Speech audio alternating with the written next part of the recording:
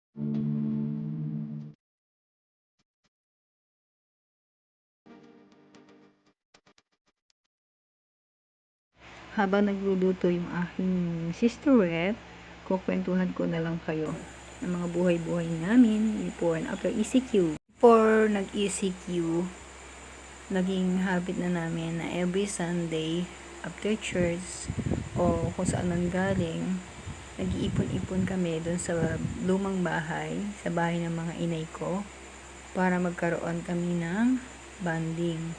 So, kasama ko yung dalawang bata, yung mga anak ko, tapos kasama din nila yung mga anak nila. Sama-sama kami kumakain, nagluluto. Yun yung aming bonding. Pero nung mag-ECQ, halos hindi kami nagpangipangita. Through, na lang, messenger, group call, yun ang ginagawa namin. Tapos yung mga bata ay hindi nakakaalis.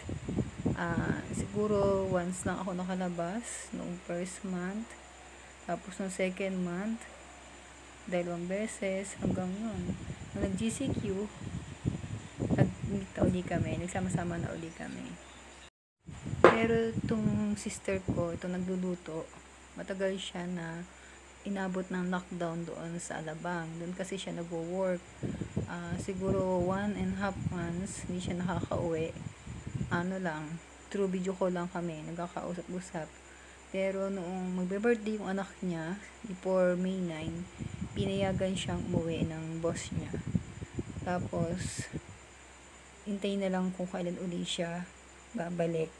At yun nga, dahil nga siya ay andito, after nung kanyang quarantine, yan, lagi niya kaming ipinagluluto, lagi niya kaming, siya yung aming tagaluto ng pagkain. After niyang mag-work, work from home pa rin siya. Tuloy-tuloy ang trabaho niya. Then after niyang umuwas, pinagluluto niya kami. Pagka Saturday or Sunday. Saya pagka kami nagsasama-sama, wala akong ginagawa kundi mag-picture, mag-video. Sila lahat ang nagluluto at nagpi-prepare ng pagkain. Diba? Saya. Bongga. Paka-diskarte pati niyan, ha? Nung umuwi siya dito, nagkaroon pa siya ng mga extra sidelines. Lumakas ang kita niya sa pag-load to Gcash at Paymaya. Tapos marami rin nagpapabayad sa kanya. Yung mga buy and sell, mahilig din yan. Kaya napaka negosyante niyan. Yan yung kapatid ko na sumunod sa akin. Tawag namin dyan small but terrible. Marami siyang kayang gawin, marami siyang pwedeng gawin. So, yan. namimiss namin pagka wala siya. Kasi sipag nga siya na magluto. Sana huwag muna siyang bumalik sa Alabang. Okay naman ang work from home. Nag-tutor pa yan ng mga bata. Yung anak niya, tuturuan niya kasama yung ibang bata. Diba? Napakabait at masipag. Kaya napakaswerte ng kanyang asawa at mga anak. Dahil nga, very busy lagi yan sa kanilang bahay. Multitasking. Luto na, kada daldal ko, maluluto na. At yan nga, sarap ng ating special fried rice.